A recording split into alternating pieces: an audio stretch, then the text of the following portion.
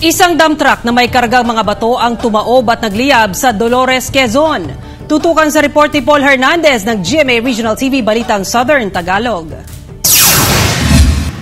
Magdadala lang sana ng mga bato na panambak sa ginagawang kalsada sa Santa Lucia, Dolores, Quezon ang truck na ito nang bigla umanong tumaob sa katuluyang nagliyab. Dahil itong daan dito sa atin sa Dolores, medyo yung kataasan, no?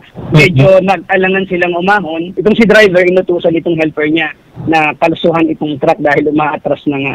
Subalit hindi pa rin kinaya. Ligtas namang nakababa ang driver. Itong mga wiring natin is nagkaroon ng tension, ano?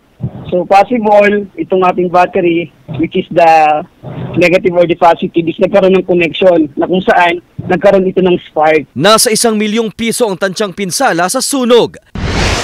Sa Tayabas City, sinaklolohan ng mga otoridad ang mga sakay ng jeep na ito nang tumagilid sa kalsada. Sa investigasyon, namatay ang makina ng sasakyan habang umaahon ito sa kalsada. Hindi bababa sa 20 estudyante ang sakay ng jeep.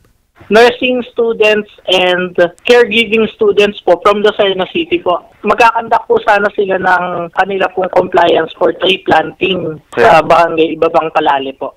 Agad nilapatan ng lunas ang mga sugatang pasahero. Ang ilan, dinala sa paggamutan. Ligtas naman ang driver. Nasa maayos na kondisyon naman daw ang sasakyan ayon sa mga otoridad bago bumiyahe. Sinisikap na mahinga ng pahayag ng GMA Regional TV Balitang Southern Tagalog ang mga sugatan sa magkahiwalay na aksidente. Patuloy ang investigasyon sa insidente. Mula sa GMA Regional TV Balitang Southern Tagalog, Paul Hernandez nagbabalita para sa GMA Integrated News.